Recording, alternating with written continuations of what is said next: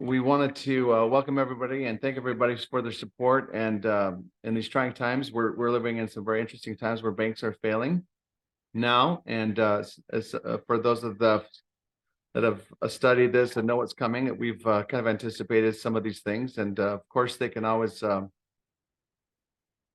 print more money. And I think we're in a time right now where we're straddling a fence of inflation or depression, or hyperinflation and depression, and or both. And so it'll be an interesting next few months and years as this rolls out. But I'm kind of highlighting the reason why we started this in the first place, because we saw this coming years ago, and there's really no better solution that I've found through the years of studying myself than having a choice in currencies, choice in money, having the ability to have gold and silver as a store of value in our homes and in our networks. And so we want to encourage all of you to continue to stay with us, and then anything that you can bring to the table to help us move forward. This has been much appreciated, and we want to welcome those that are new.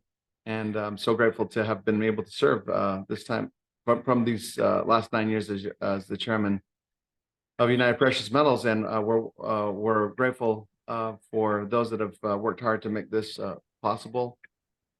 We want to open as per our charter as with a prayer, and we've asked Jeff Allen, who's on our executive board, to offer that prayer. Thank you, Abe. Before we get started, I'm seeing something goofy in the chat. I'm wondering if we have a non-member that has joined us. This Dash Lalonde, Ellie Mae's boyfriend, Beverly Hillbillies. Do we know what that is? Okay, no, I don't. Maybe I'll have Kirby, who's acting. Who's acting as our secretary pro tem, and also yeah, I'll check into it. And he'll look at it. Thank you. Okay, I saw that too. Should I go ahead then, Abe? Yes, would you please? Our dear Heavenly Father, we approach thee at the beginning of this important meeting and ask thee to favor us with thy spirit, that we might both learn and understand and become even more committed to the effort that we are all jointly involved in. We express our gratitude, Heavenly Father, for the country that we live in and for the Constitution that makes it clear that our rights come from thee. And as Abe pointed out, we're living in precarious times, and the ability to be able to have a sound money, free market opportunity is critical for us and our fellow citizens, and we pray that we might be able to advance that effort.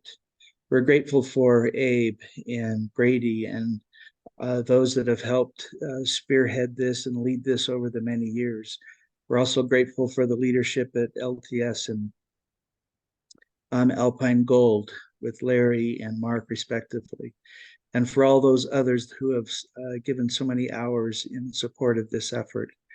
We ask you to bless Mark as he presents today, so that we can have a great understanding of what's been happening over the recent time and the tools and opportunities that are available because of that hard work. And we pray for our country and for those that have decision-making capabilities, that they might seek thy will and make decisions that favor liberty and individual rights. And we pray for these things in thy Son, Jesus Christ. Amen. Amen.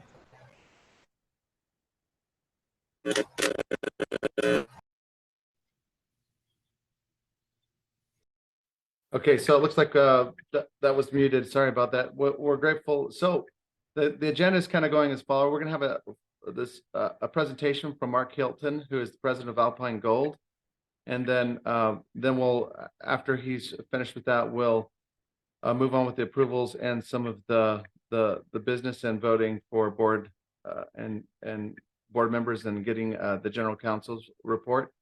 And so with that, Mark, could you take it over? Hey, sorry to interrupt, but I'm seeing something else in here. Some Puerto Rico Este Aguay. I'm worried that we have non-members that are have joined. So we are not, we sent out a link. The only those who have the link should be able to join. We're not credentialing people as they join, so we don't have a way of making sure that they are members. But also, it appears that Okay, we got confirmation of the one I was just talking about is a member living in Puerto Rico. That's Okay. awesome. So I guess it's just that one that I mentioned before. That does not look legit. yeah. So is Robin on? We can have her contact the person individually and verify their identification. But this is we do have 130 members online, so we have exceeded the 100 limit. And we just need to remind people maybe next year not to pass along the link to people who are not members. But Robin, are you on? I'm here with us. Yeah, I can check. Can you contact that person individually and confirm their membership? Yes, I will. I will check that right now, and I'll get back with you.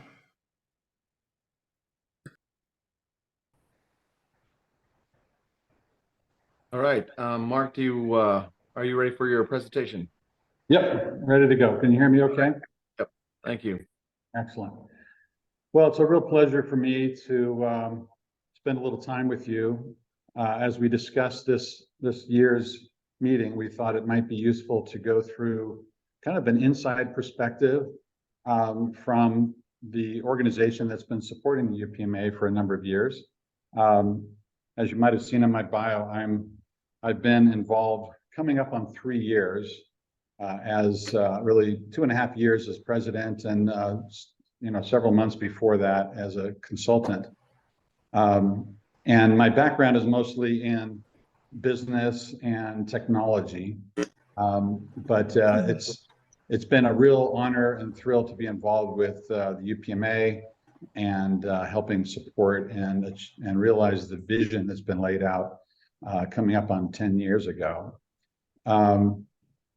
What I'd like to cover today is just a review of some of the frequently asked questions that we receive from members. Just thought we'd share some of the answers with everybody because I think they're instructive on how we position sound money in our current economy.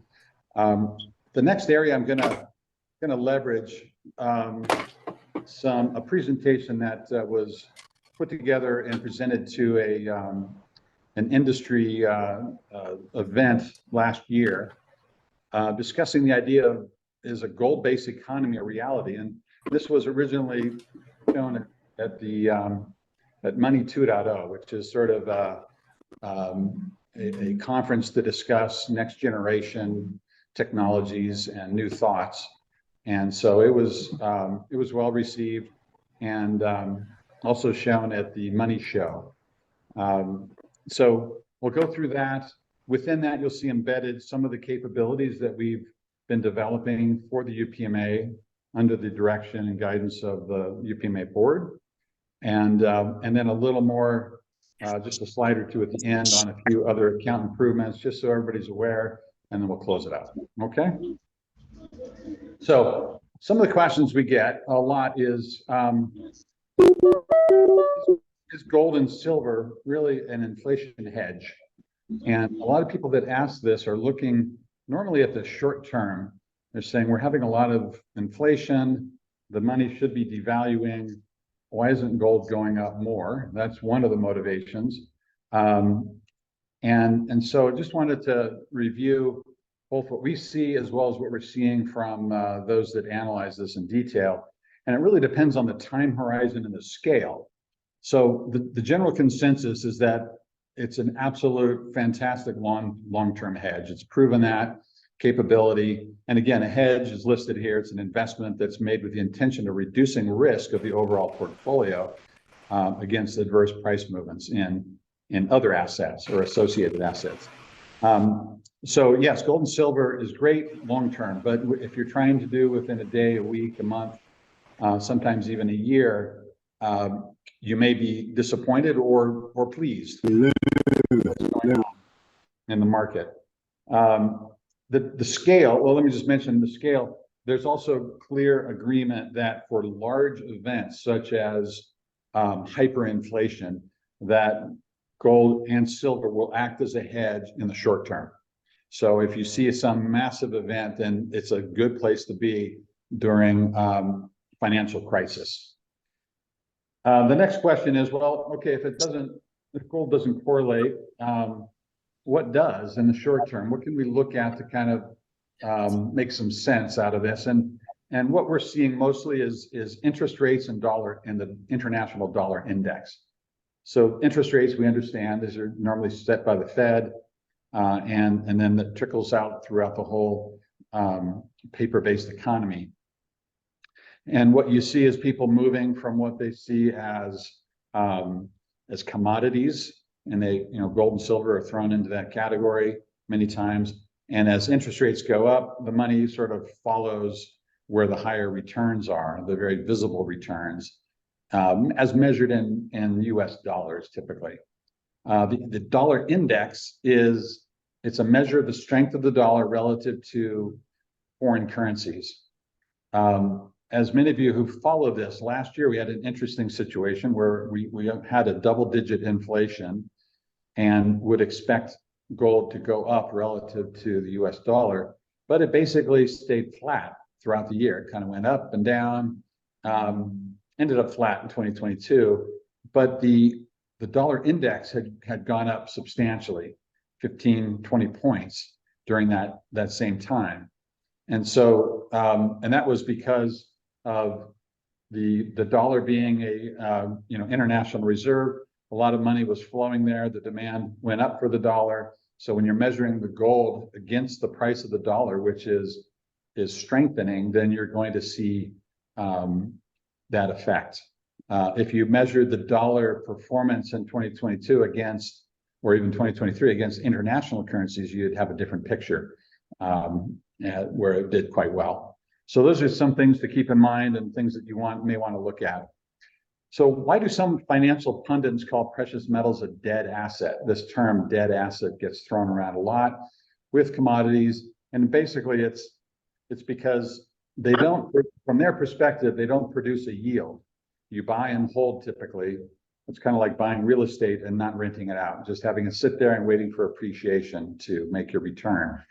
Of course, many of those same pundits are not aware that UPMA and a few others do offer leasing opportunities, which really turn it from a dead to a live asset. Plus, they don't really consider the full capability of these metals as long-term hedges, as they are very focused on the short-term gain. So when you hear that term dead asset, if you're talking to a financial advisor who may be telling you, don't go into gold, it's a dead asset, it's really not the case, especially if you leverage the lease capabilities that we offer with UPMA.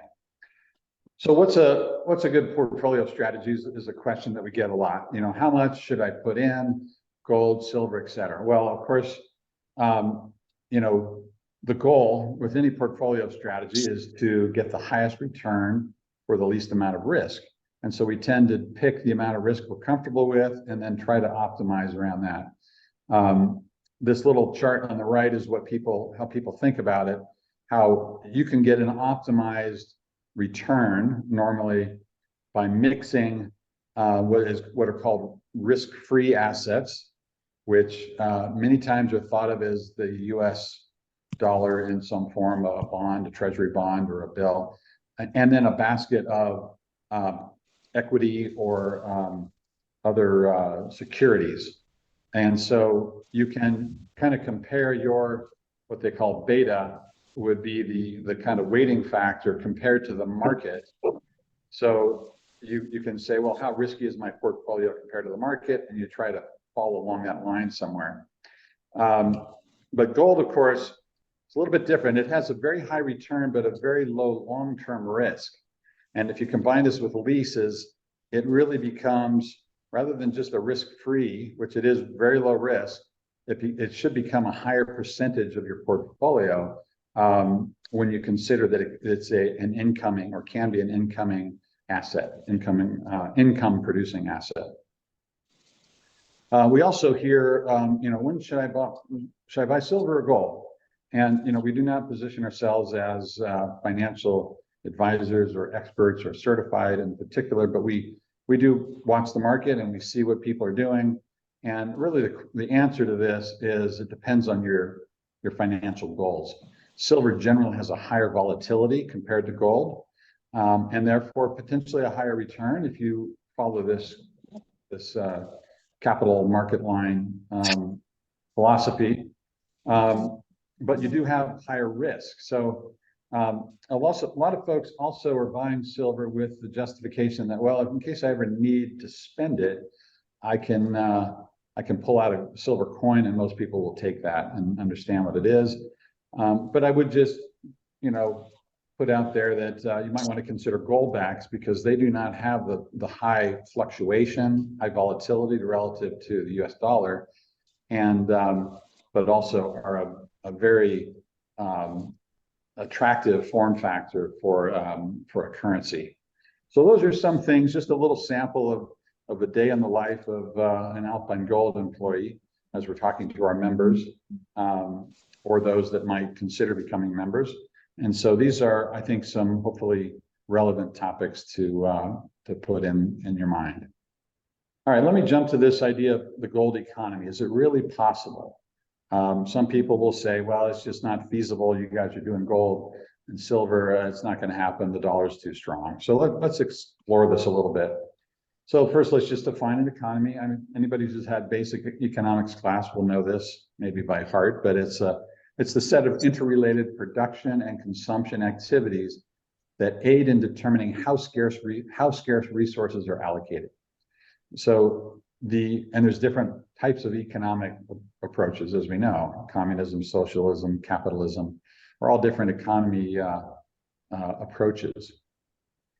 And so, what's a gold economy relative to that? Well, it's an economy in which gold is the primary medium of exchange. So it's really the same thing as an economy. It's just that gold is now involved in settling the transactions between the production and consumption side of the economy, or the supply and demand, if you will.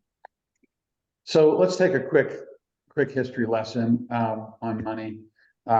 Just a few definitions. When we talk about currency, these are some requirements for something to be a currency. It has to be a medium of exchange, has to be portable, durable, it can't wear out over time, has to be divisible. So that's why we have the 20 and the 1. And if you look at the gold back, they're divisible for that reason. And interchangeable. So you cannot have numismatics, if you will, which is the term for unique value for particular items. If you say, what's money? Well, it's basically the same thing, except it's a real store of value. So currency can devalue rapidly, as we've seen. Fiat currency exists, and that it's a currency by all these definitions, but it doesn't really store your value necessarily if it's not managed properly. Legal tender is currency essentially that must be accepted for payment of debts by law. Now, when it comes to payment for transactions, merchants are given flexibility on the type of legal tender that they will accept. We know some that now do not accept cash. We're starting to see that trend. They might say only take credit cards, or we only take debit cards. So we're seeing that. But when you jump to specie legal tender, this is legal tender in the same way that the U.S. federal note is. And we also will call this sound money because it does not has the resistance to devaluation, but it's legal tender in the money form. So it retains its value. Okay, so just some level setting there. Some innovations over time have been interesting to see. Obviously, the barter, where initially it was, I'll give you this chicken for a bushel of corn, was done back in the day, but it became quite problematic as economies got more complex. So the precious metals became something that just naturally, when you bartered with precious metals, it just became way easier. They had a high density of value, very easy to move around. But there was a problem in measurement. So coinage was invented with standards around weights and measurements and so forth. But as humans are prone to do, coin clipping almost started immediately. The first coins were really came out in Greece in the 500-600 BC, and the curious or the I guess capitalistic, and now it's probably a bad word, but the greedy merchants would clip off these coins, and sometimes even the government would do this, and they would take pieces of them and then melt them down and create new coins, which was a money supply expansion. Then it moved to the IOU note, where many of these coins were kept in a vault, and you could just say, well, here's a note that certifies that you have access to a certain number of those coins. You can come back, I'll give them to you. And many of these were goldsmiths that would operate these early vaults. And the IOUs started to be exchanged out in the market, so they didn't have to go get their coins and come back and buy something. They just passed the IOU note over. Well, what came along next was a realization that very rarely did anybody actually come back and ask for their metals. So they fell to the temptation of fractional reserve, which said, I actually have more notes out there than I have in the vault, but it's okay because nobody's going to come get them anyway. And so the idea of fiat money was born, which moved into central banking, checking, electronic, crypto, et cetera. Lots of these innovations, which just make things very complicated. But the one thing that's common is this cycle through history, where let's start with precious metals. You move to this paper IOU, as we showed, the partially backed notes, the fiat currency, which expands your money supply and almost invariably leads to economic collapse. And then the whole thing has to start all over again in quite a painful process. And so this just cycles around. And we see things going up and down. Are there historical examples of this? Well, yes, there's plenty. The Greeks, first of all, the ones who invented the coins, were the first to abuse it. The Romans, same problem.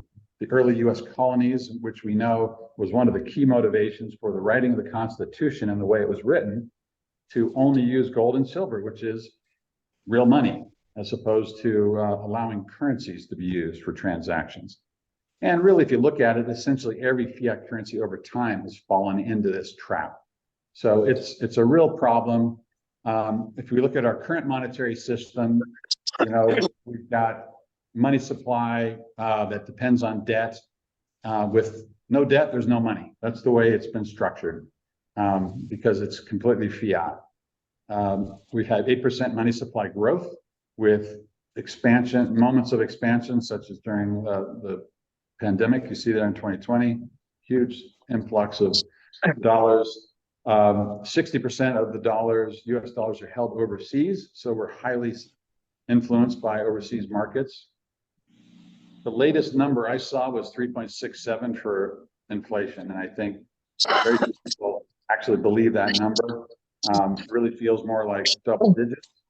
And of course, foreign transactions are moving away from the dollar, and our national debt is higher than it's ever been, 15th highest out of 200 nations. So it's kind of a dire situation that we're in. If we want to move to a gold economy, what are the rules? And I put per Thomas Jefferson. He didn't write them exactly like this, but this was influenced by his thought, was that you need 100% gold and silver reserves, period, in your vault. There's no loaning out. There's no fractional reserve. That is just the wrong way to go. You, of course, need no buy-sell spread against other forms of currency. If you have multiple currencies, you need to have full transparency back and forth. Flexible spending options, different ways to acquire, spend it. And then you need a fair return on holdings that you might have in savings, and that you would not, like a bank today, if we deposit our hard-earned US dollars, they become essentially the property of the bank, and we're a creditor, but we're not the first in line. There are others that will come along and actually would receive our money in a financial crisis situation before we would. And so the caveat here is only with owner's approval and understanding of the risk involved. So let's look at these individually. I think many of you are familiar with this. The fractional reserve system is a cycle that can run through an initial deposit, say $100 in this case, goes into the vault. Only 10% of it stays there. 90% gets loaned out again, which then goes into another bank, and 90% of that gets loaned out. And this just cycles.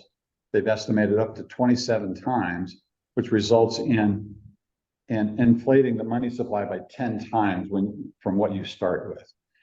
Whereas with UPMA, key tenet is deposits equal reserves, period. The only exception would be in a lease scenario. If someone says it's okay to move my assets, which I still own, to a productive use and make sure the risk is low in that scenario, which we manage. Buy sell spread. This is, if you go to the airport and you want to buy Singapore dollars from US dollars, you're going to pay a spread between those. When you come back, you want to sell them, it'll be a different price. It's great for the exchange, but it really adds a lot of friction to a gold economy. So it's critical for that. As we know, UPMA, and the reason UPMA adopted this was to reduce that friction and provide enough liquidity to people at a zero spread for up to $10,000, which is anticipated to be sufficient for basic living over a 30-day period. So that seems to be working quite well over these last 10 years. Flexible spending options was another requirement. So the UPMA has adopted the gold backs in addition to specie legal tender. We offer in-network transfers between UPMA members and collateralized loans, sometimes referred to as ponds. So gold backs, I won't go through this in detail. I think many of you have seen this, but gold backs are doing fantastic. The acceptance rate is just exponential. Larry will show a chart on that. But this is real money. You don't need backing of gold somewhere. You're carrying the backing with it. It's actual gold, as you know, easy to use, accepts this 2,600-year-old problem of trying to get a very small gold coin to buy a loaf of bread. And we have a growing network of merchants who accept the gold backs, over 1,000 now. And we're heavily investing in this area along with our partner Goldback to expand that number. In-network transfers is an area that we've made some improvements recently. So this is a typical account with over $500,000. We expect all of you to have that much in there. Actually, I just grabbed one I could find, one of the higher ones.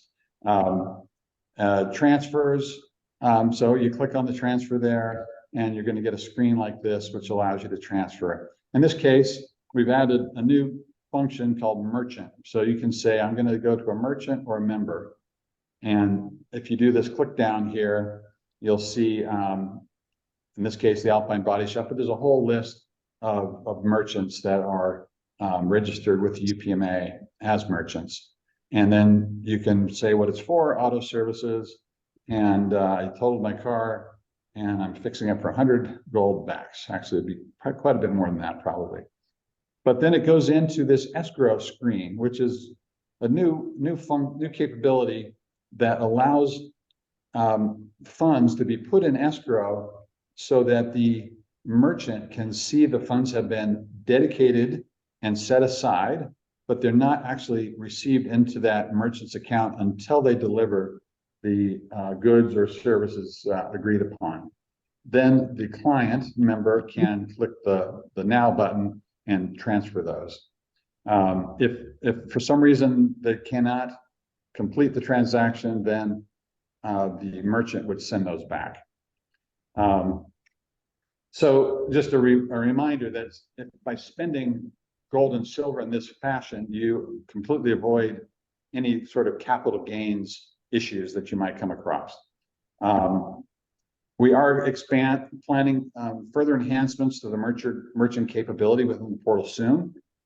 So look for some of these enhanced search capabilities by the category, name, geography, merchant, website links, communication tools to start a dialogue with a merchant, a chat or whatever. So these things will be coming soon as we're really ramping up this capability. And then we mentioned collateralized loans. This again is a method to avoid capital gains, so you don't need to liquidate. In the case of the TrueLink card, we're putting value on a card. If you do that through a collateralized loan or pawn, then it's not really a liquidation legally. There's an agreement to pay it back, and during the time where you're holding that, there's a very low interest rate. There is some exchange rate risk in this case, because if the dollar or if the gold dollar goes way up during the time it's pawned, then there would be more US dollars required to acquire that same amount of gold. Another area that we are investigating and hoping to bring to the UPMA soon would be where you pay back in US dollars. So there's no exchange rate risk, and you would then avoid missing sharp upward moves in price of gold, which is what we all want. But this would require a higher percentage rate, but much lower than a credit card. I mean, credit cards are 20%. So this would be in the upper single or very low double-digit interest rates. Last area is this fair return on holdings, which we talked about, avoiding this dead asset problem, getting return in gold, silver, or gold backs. Just a quick review of the program that we have. We've made some improvements here where the gold and silver coins are a 2% return instead of 1%. And if you look at that return in the context of the stock market, it's tempting to say, well, the Dow Jones has been doing 8%, over the last 50 years on average. But gold has actually beat that in terms of the nominal return for gold over the last 50 years. So this return you're seeing here, this 2%, that's on top of gold appreciation. So let's say that it's been 8%, you would need to get in paper a 2 plus 8, a 10% return at the same risk level that you could with gold, which would be very difficult to do. So it's a low risk, high real return lease opportunity that we encourage many of you to take advantage of. Additional things that we've added, IRA accounts. I want to make sure people know about that. Most of the funds that go into IRAs end up in leases, but this is a great way to really keep the value of your hard-earned retirement funds. And so we have special accounts and relationships to deal with that. We've hired somebody who's an expert and focused 100% in this area. Kristen Seldman on our staff can help any member go through this process. Lease aggregation, if you want to add to a lease, like a rollback lease in particular, it's very easy to do that now on the portal. You can also request some lease terminations, but just partial. You don't have to cancel the whole lease. You can just take a portion of it out. And then we have some self-serve features to really simplify the whole process. And in the past, there was a requirement to call our member services rep, call Robin, many of you probably know, or Grant or Cade. Many of these things you can do now yourself on the website. For example, if you need to load something on your TrueLink card, you can do a one-time load. And you can also choose right here whether you want that to be a pawn or a liquidation, and which account that comes from. You can also request a redemption. In the past, we allowed you to withdraw metals, but you could not withdraw paper directly on the portal. Now you can do that, and it's very clearly delineated. And then an exchange request as well, where before you had to call. Now in this scenario, I'm exchanging $50 gold for gold backs. And so those are some new things we think will simplify how one works with us. We're also working on improving the method to deposit funds to simplify that and increase the limits. So there will be a lot of new capability there coming your way soon. So just to summarize, really a complementary gold economy, one that works alongside a paper economy, is a reality today. We're doing it, we're building that out, but it is working. It's based on proven specie legal tender laws. It's devaluation proof, offers expanded spending options, and those are improving day by day. and there's attractive returns in this economy as well. So we're very excited about that and really achieving the goal of making gold, parentheses, and silver. We have as much silver deposits as we have gold. So usually when I say gold, I mean silver as well. It's money and it should be treated as such. And so I thank you, and I will pass this back to, I think, Abe. Thank you, Mark. That was awesome. And I encourage all the members to, if you have questions and comments, please reach out to Mark and Alpine Gold and get them answered, because I think this is going to just evolve and increase over time, especially as the needs are going to increase as things fall apart on some of the other areas where unfettered spending just keeps happening and keeps being poured out. So I'm grateful for that. That was a great presentation, Mark. Thank you. So just I wanted to give a quick little time now to Claude Richards, who's going to talk about, well, actually, we need to, I guess this is the member part, so we need to approve Kirby Glad as Secretary Pro Tem without objection. If anybody objects, please let me know. Hearing none, we'll assume that Kirby is now approved as the Secretary. And then we have an audit report with Claude Richards. So Claude, are you available to give that report? Yes, I'm here. Oh, great. Thank you. Spend the time to you. Okay, the audit, basically what happens is we went over on September 21st, 2 days ago, and started our audit at 11 and finished about 4 o'clock in the afternoon. So it was a rather lengthy process.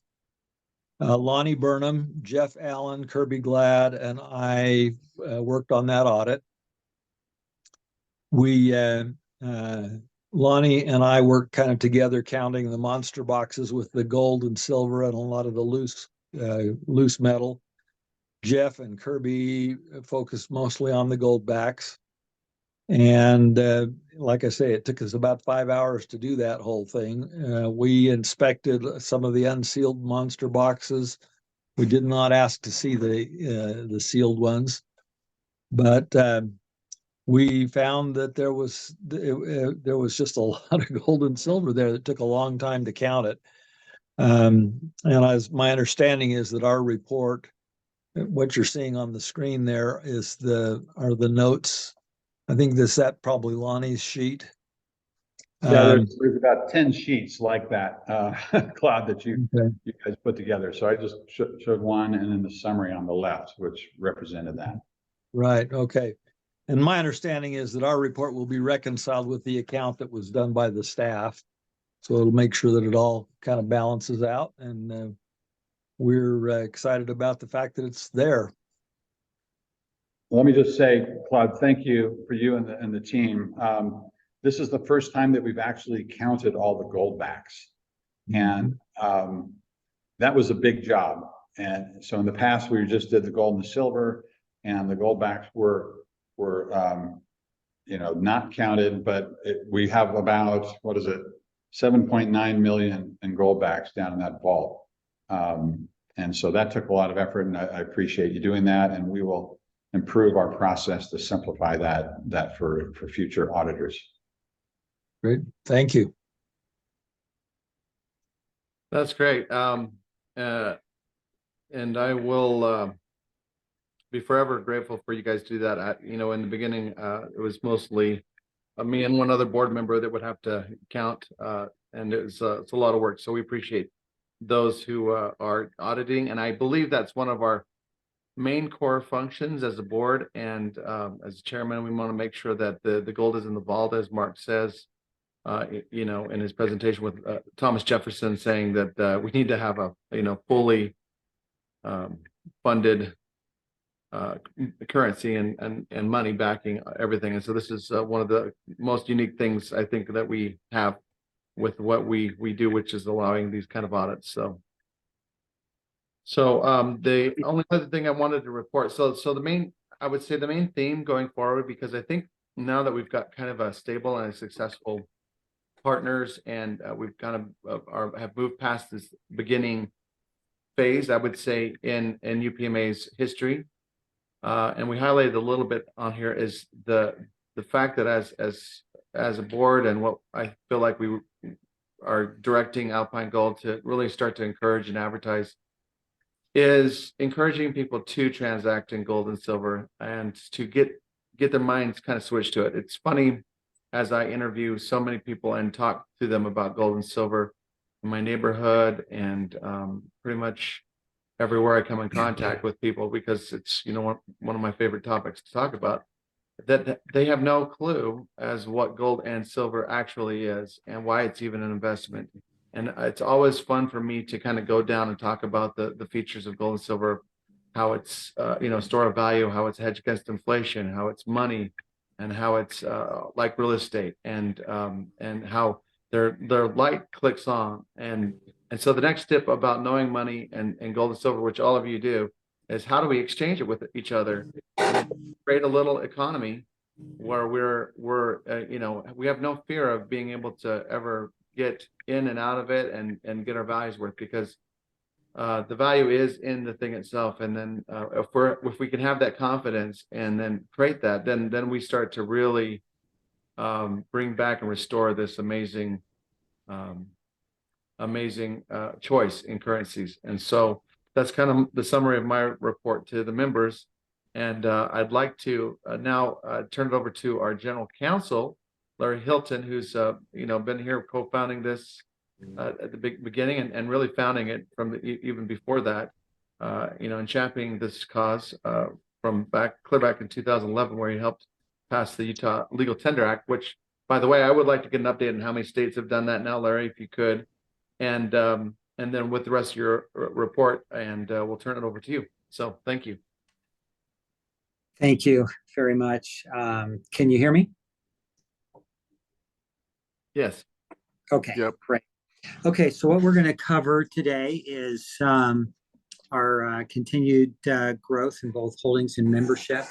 Look at our messaging. We will touch on legislative updates, so I'll address the issue of specie legal tender adoption across the U.S., milestones met, and then a call to action. And, you know, Abe, your comment about, you know, really embracing gold and silver as kind of the go-to option, monetary option. You know, sometimes it takes a bit of a paradigm shift in thinking, but I think we're getting there. You may recall when we first opened the office there in Alpine, I had a pair of dimes. I had a 1964 and a 1984. And the fact that with the 64, you can buy a loaf of bread today, and with the 84, you can't even buy a slice. That's the kind of paradigms that we need to help people, you know, understand. So with that, let's look at our growth for over the past year. So as you can see, the gold dollar holdings, silver dollar holdings have gone up significantly since last year. And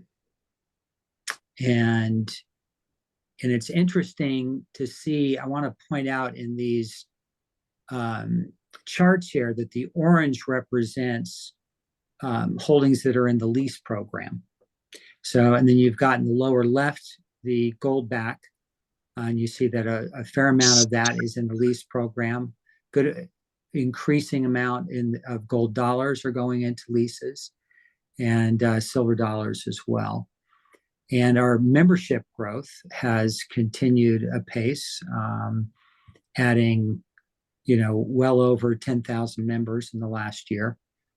So thank you to all of you out there who are talking to family and friends, and you know, reaching out and sharing your positive experiences regarding that. In terms of messaging, kind of in conjunction with the launch of the or the opening of the Provo office, which we'll talk about a little more in just a minute, tried to kind of streamline the messaging down to 4 basic questions. Why gold?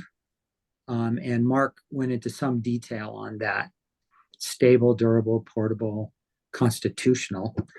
I mean, that's really what the founding fathers called for, because they lived through an era where the term "not worth a continental," which was the money that was used during the Revolutionary War, gained, was generally used throughout the population. So they knew the pitfalls of fiat currency.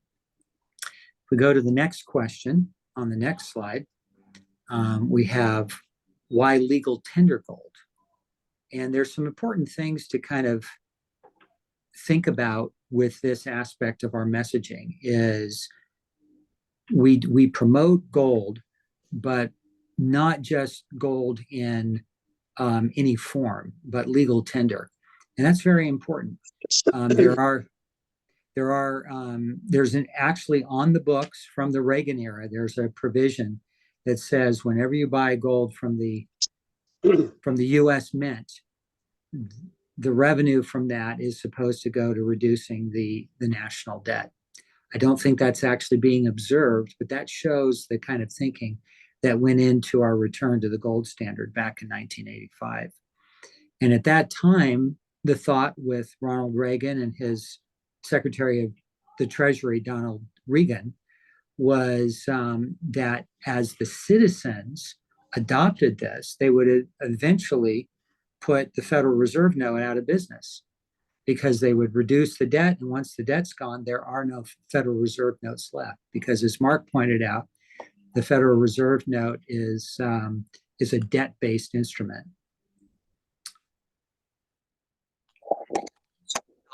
To grow the gold standard that Mark talked about so eloquently, to really make that a reality in our lives.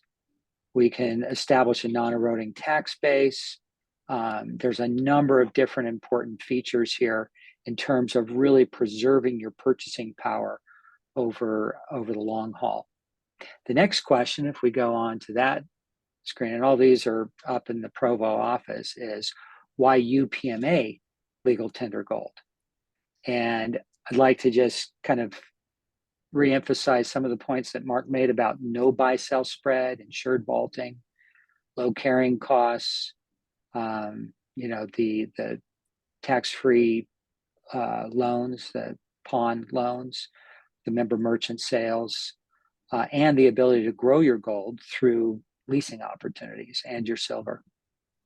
Let's go to the next question. Gold backs. So gold backs have came on the scene and have just captured the imagination of so many people across the country and around the world, because they really present this portable, physical currency that can be used for point of sale transactions.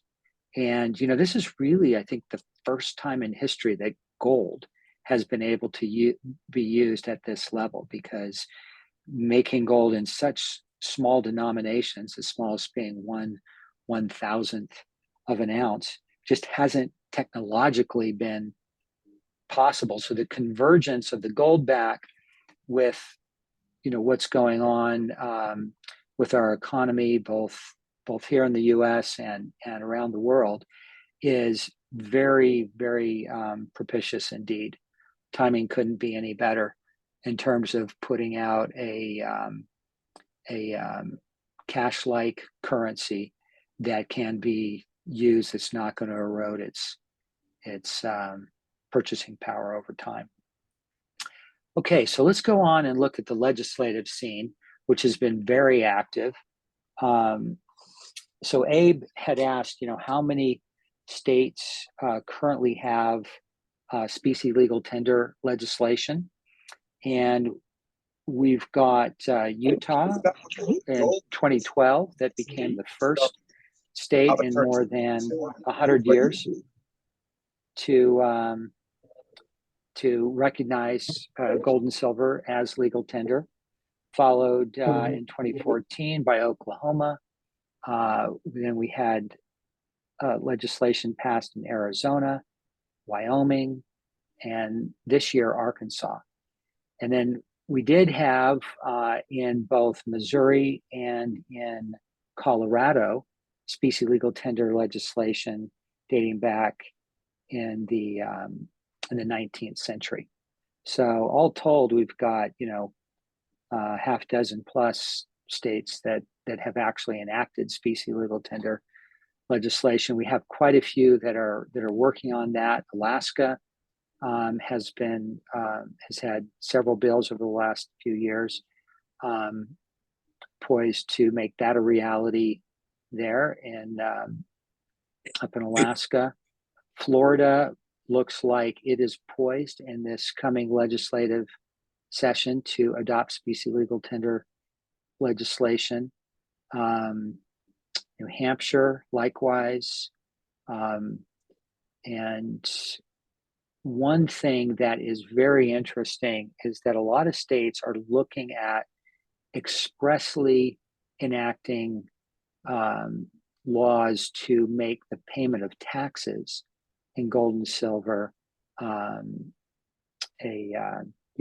binding upon the taxing authorities in those states.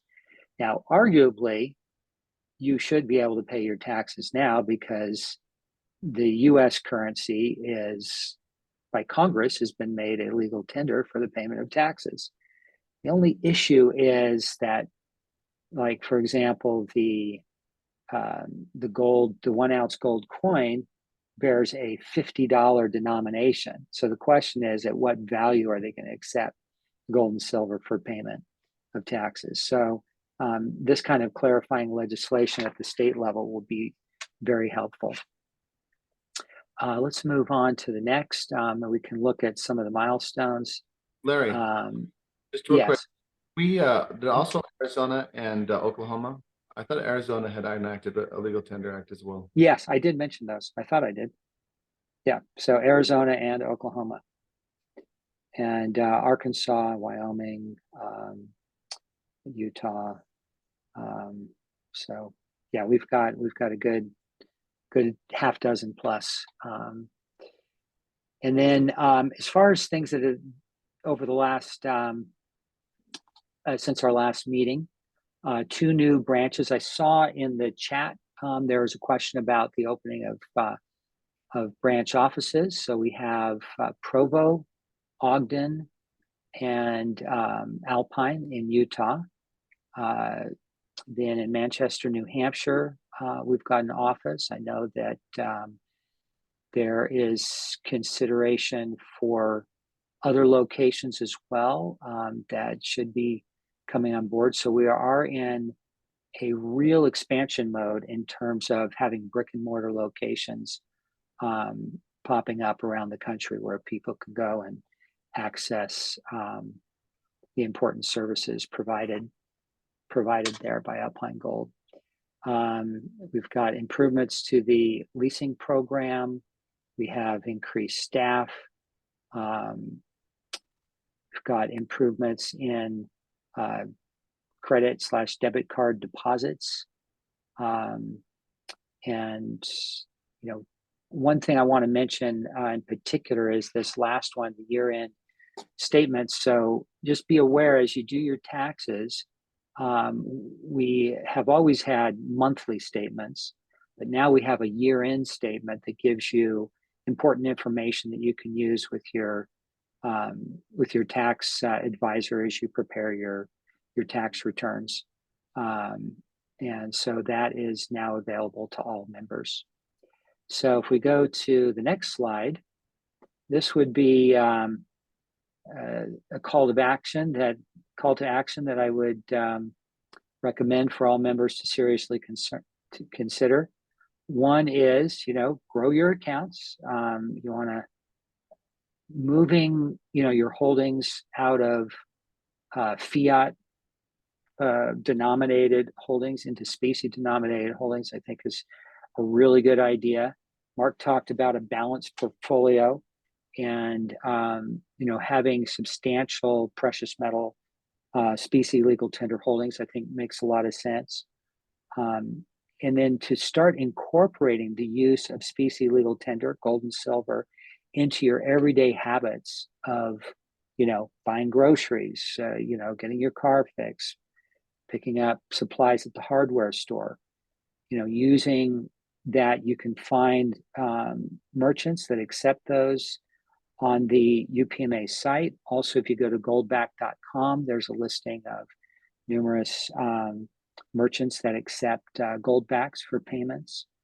Then also think about, putting your gold to work, pushing back against this notion of, a dead asset. And when you lease out your gold and silver for a handsome return, that is not just what it is in gold, but in terms of the growth of the purchasing power of gold over time, you're actually supporting economic activity. And that's been one of the arguments against precious metals over time, is that people stick it in their vault or in a vaulting service, and of course that does make sense. But a balanced approach, I think you would put some of that money to work to make sure that you're not incurring any carrying costs and making a little return over time. And then invite friends. We have set up this program beginning last year, the referral program. Each of you as members you have a referral link that you can give to people, so they can click on that, create an account, and you are rewarded for your efforts in inviting them to participate. If you want to get involved in a more, even more than just kind of the casual invite, there is a authorized partner program available through Alpine Gold that you can look at as well. Okay, let's move to the next slide.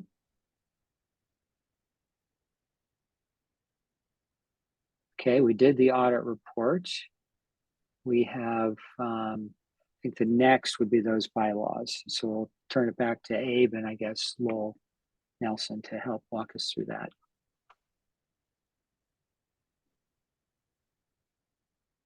Lowell, are you available to kind of talk about the revised?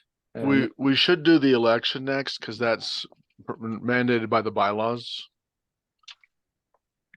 Yeah, we have on the agenda, the board members, and then we'll do the bylaws. The election is right after this, Kirby. So we can just do this and then the elections. You want me to go ahead then? Yeah, go ahead, Lowell. Okay, this is a single bylaw proposal that we are submitting to you members today at the annual meeting. Let me just give you the genesis of this proposal. The executive committee suggested that some financial procedures be added to the bylaws. Kirby Glad, our parliamentarian, then drafted such a bylaw. The executive committee reviewed what Kirby drafted and referred it to the bylaws committee. There are three members of the bylaws committee: myself, Ron Hilton, and Claude Richards. The committee met on May 18th, reviewed the draft, made some refinements, and then submitted the proposal to the board of directors. The board of directors met on May 20 and approved the proposal, which is what you see before you now. The essential elements of this bylaw proposal are, in brief, the board does a budget in the January meeting of each year. Now, they may adopt or refine that budget at any board meeting during the year, but at least it's done at least once a year, even though it can be amended at any subsequent board meeting. We included two sections in the bylaw, one for earnings and one for disbursements. Even though, but the earnings portion is blank right now because we don't have any earnings really that come into UPMA the current time, and so we may have a reason to provide a bylaw constraints there in the future, but not right now. Regarding disbursements, general counsel, that's Larry. He's the one who makes all disbursements of UPMA funds. The disbursement of funds may not exceed the available funds on hand. That means no deficit spending. none of that.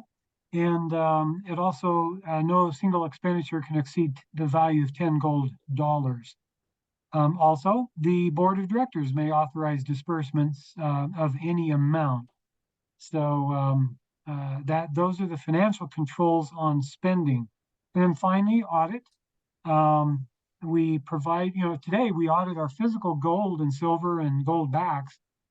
This bylaw directs it says, look, the board of directors is going to do an audit of the operational finances every year. They'll do that prior to the annual membership meeting. And so if you approve this proposal here tonight, then at our meeting next year, not only will we have a report of the audit of the gold and silver specie, but we'll also have a report on the audit of UPMA operational finances. And that, in a nutshell, is the proposal, Mr. Chairman. Back to you. Thank you. That's a great proposal. So we're going to be voting for this right now. Is that correct, Kirby? First, we should ask if there's any discussion. Yeah. Is there any discussion on this? Does anybody have any questions or commentary? And this is open to the members. So this is the members meeting. So.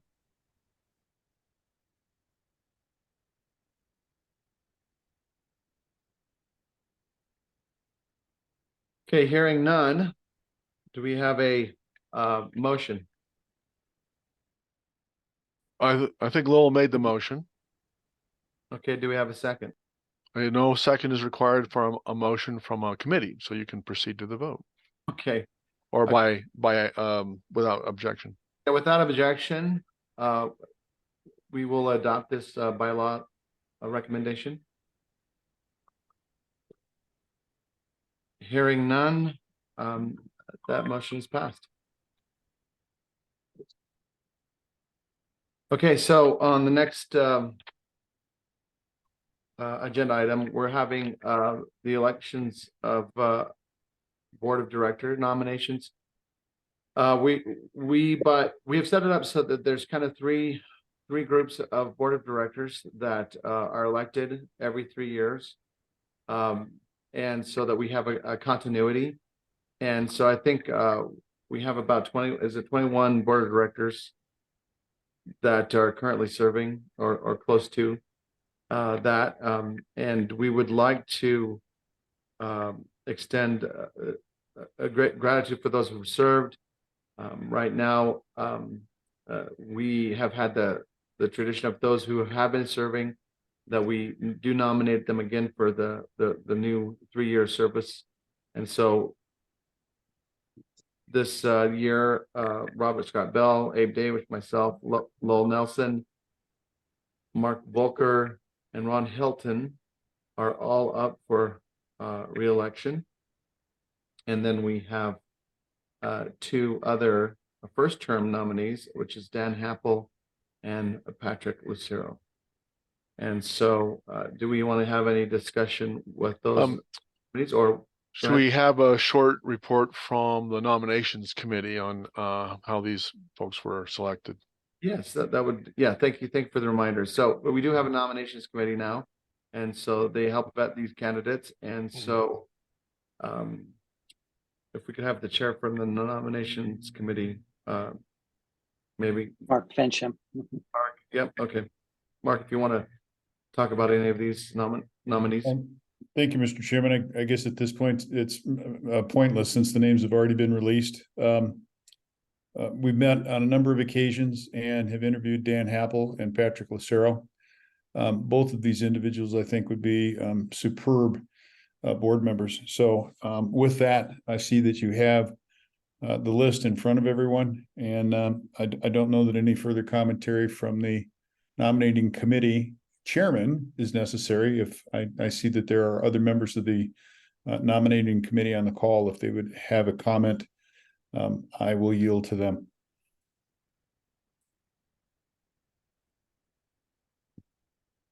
Okay, I am hearing none. I'm grateful for that service in these nominees, and also again I'm grateful for the service of all the board of directors that are currently serving and will serve on this. We want to open this up now for discussion from anybody who wants to bring up any topics regarding these nominees.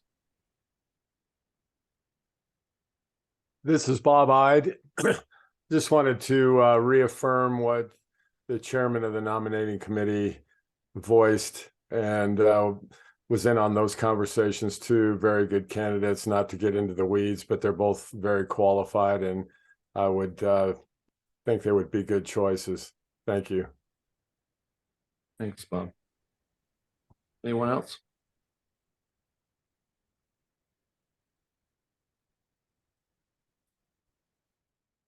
Hearing, go ahead.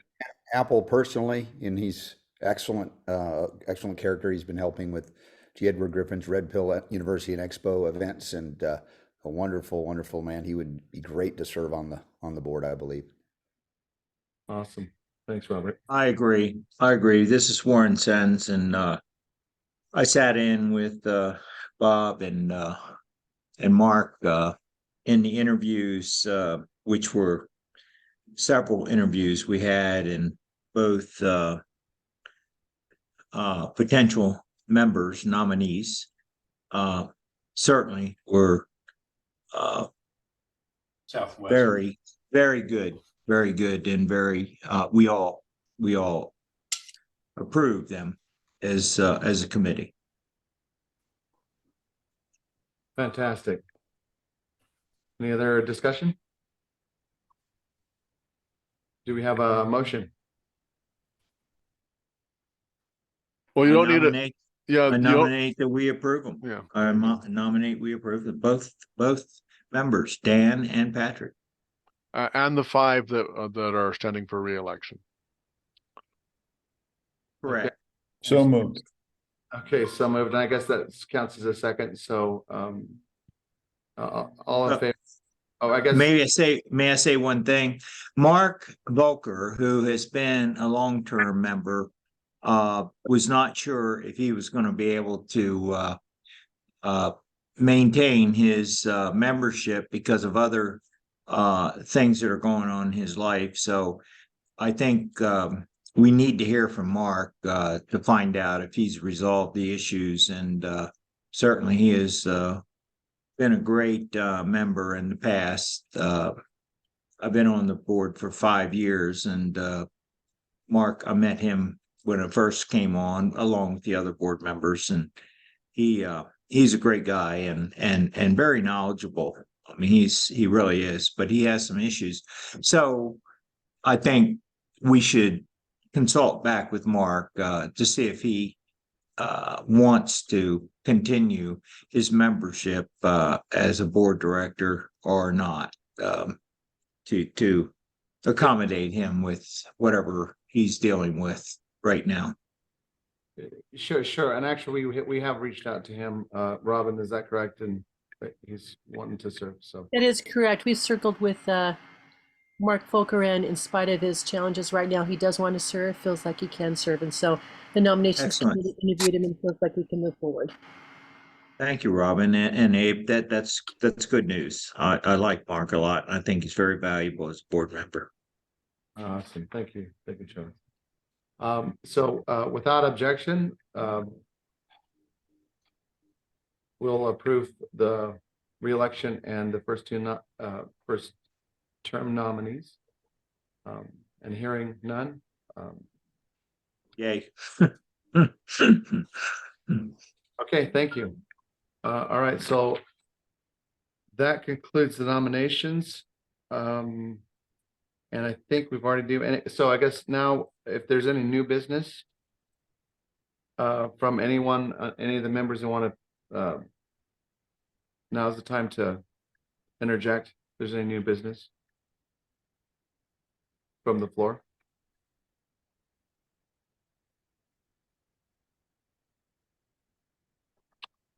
All right, hearing none, please again reach out to us at our office and also with Alpine Gold. And if you have any questions, we're grateful for those who've come, and thank you for those who prepared for this. And then we'll see you next year or sooner than that.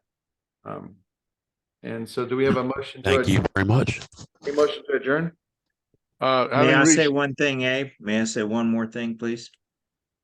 I go under the concept, if it's not broke, don't try to fix it, so I think UPMA is reached the threshold of really moving forward in the right direction overall. And I'm proud to be a member. I've been a member for 5 years. I've seen it come from where it is to where it is, where it was to where it is. And I think we have progressed, all of us together, and worked very, very diligently to make this company and other sources like Goldbacks and so forth as a very positive movement forward. So I appreciate everyone's help, and as a board member, I'm very happy to be on board. So that's my comment. Thanks, Charles. All right, you were going to say something, Kirby? yes, the board members, this call will be ending, and then we'll be starting a new zone call for the board members, including the 2 that were just elected. Okay, without objection, we'll adjourn this meeting, and I will see the board members on the flip side. Thank you all. Thank you.